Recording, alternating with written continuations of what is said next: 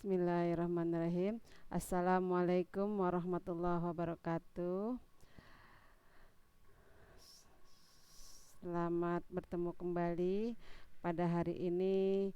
eh, kita Ibu akan memberikan materi mengenai statistika, di mana statistika ini adalah materi pertama yang akan Ibu ajarkan di kelas 12 ini.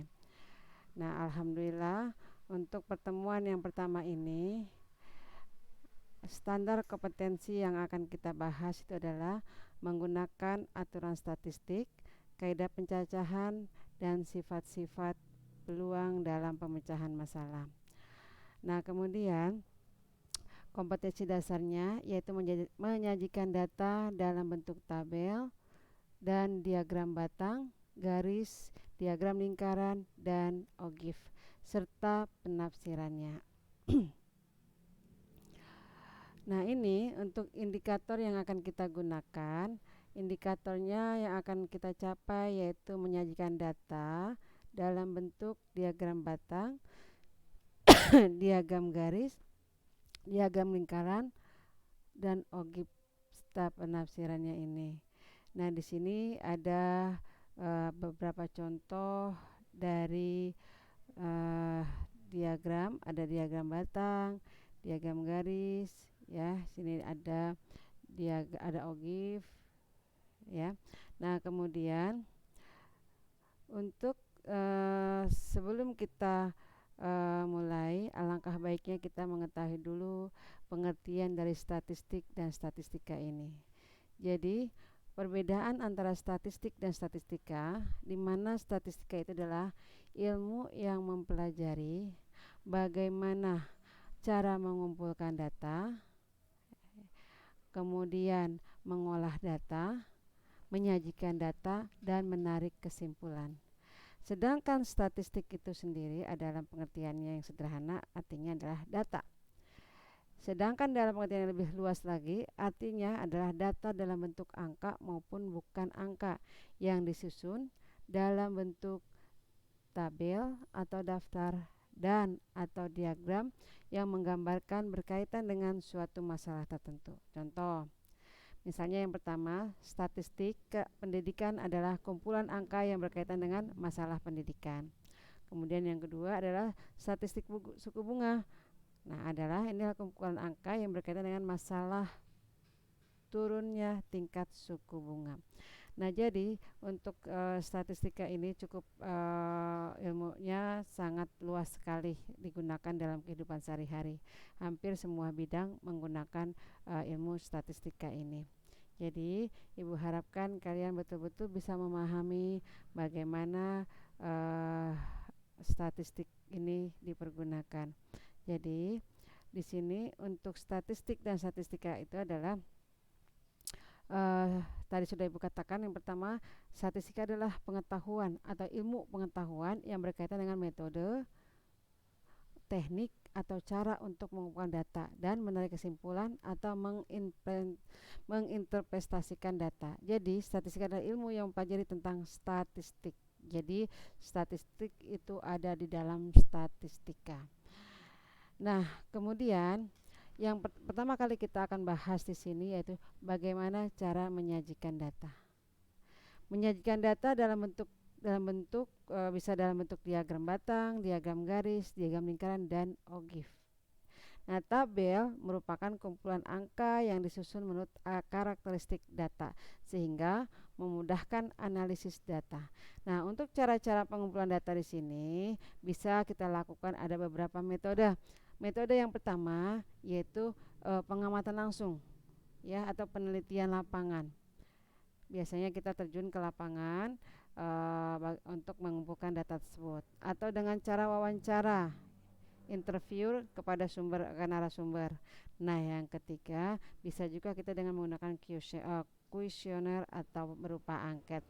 Nah, nanti dari angket ini kita bisa mengambil data yang kita butuhkan dalam penelitian tersebut.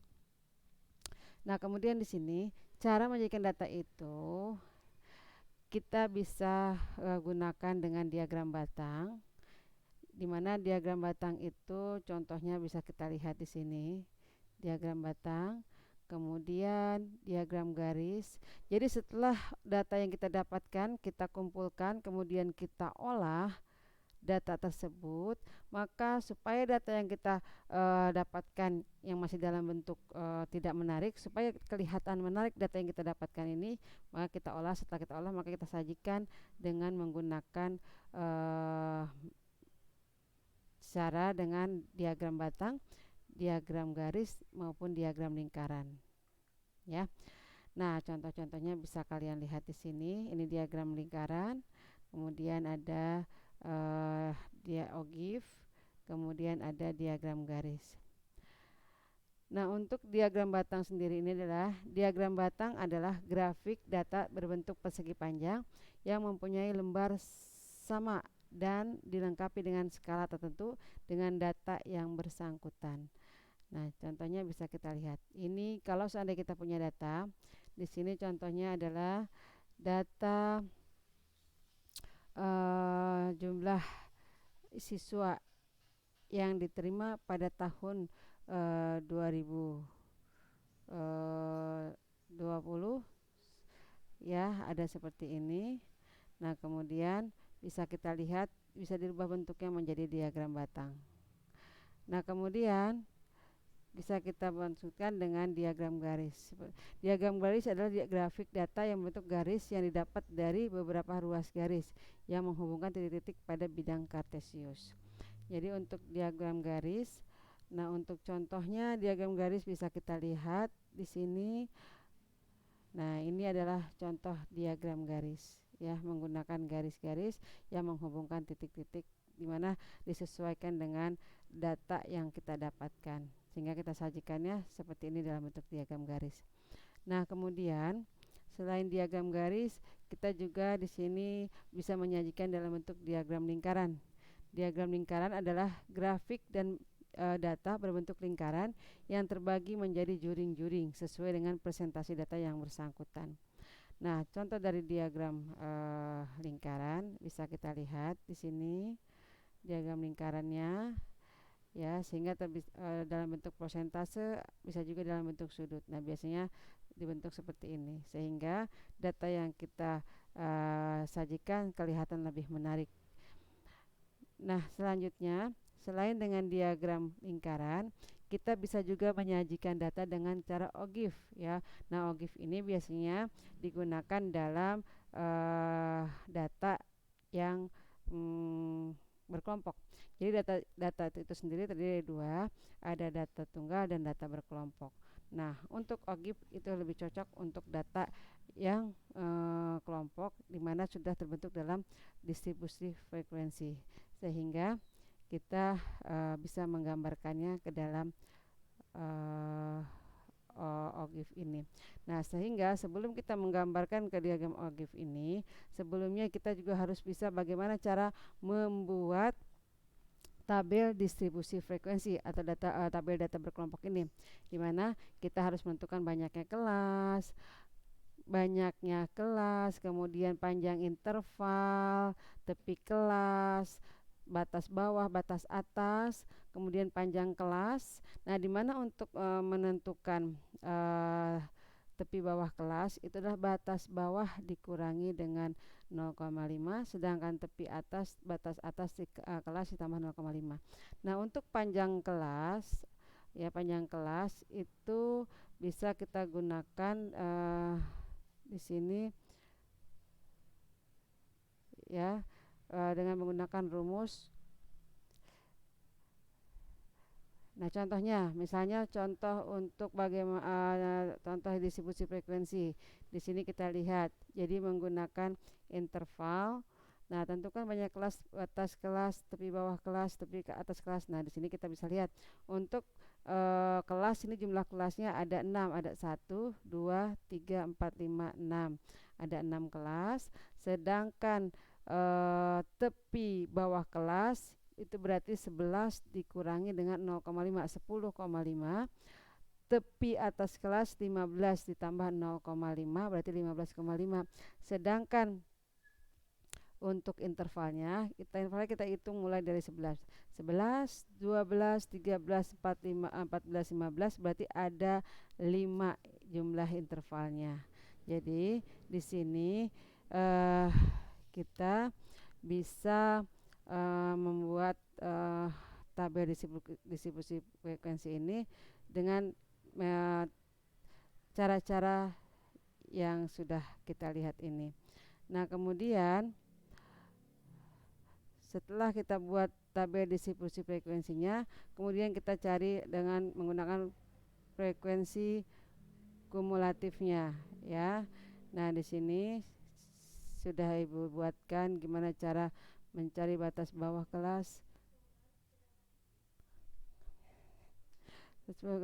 Nah, kemudian di sini tabel distribusi frekuensi itu metodenya cara-cara yang harus kita gunakan itu seperti ini: mengurutkan data dulu dari yang terkecil sampai yang terbesar, menentukan nilai jangkauan yaitu X maksimum dikurangi X minimum, kemudian menentukan banyaknya kelas di mana rumusnya kita menggunakan rumus Sturges yaitu K banyaknya kelas 1 ditambah 3,3 log N.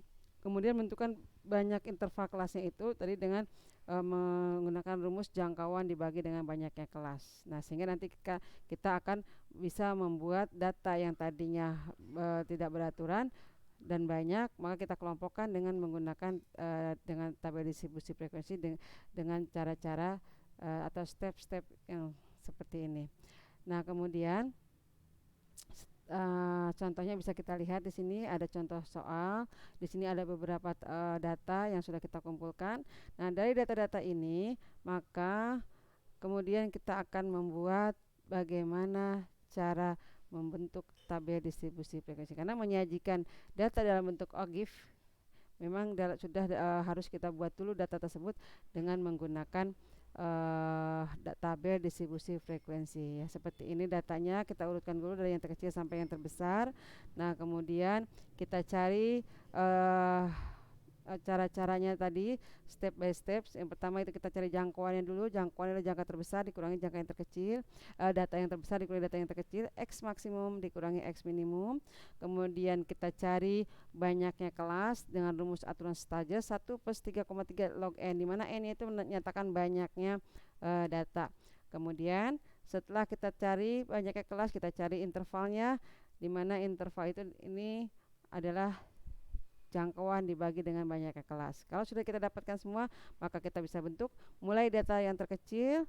Dan kita hitung dengan banyaknya interval, kemudian kita urutkan sampai di sini banyaknya kelas sesuai dengan yang sudah kita dapatkan 7, di kelasnya di sini ada 7. Nah, kalau sudah dapat tabel distribusi frekuensi seperti ini, maka bisa kita bentuk menjadi OGIF-nya seperti ini ya. Karena OGIF ini memang cocoknya untuk data berkelompok atau data distribusi frekuensi. Nah, seperti ini.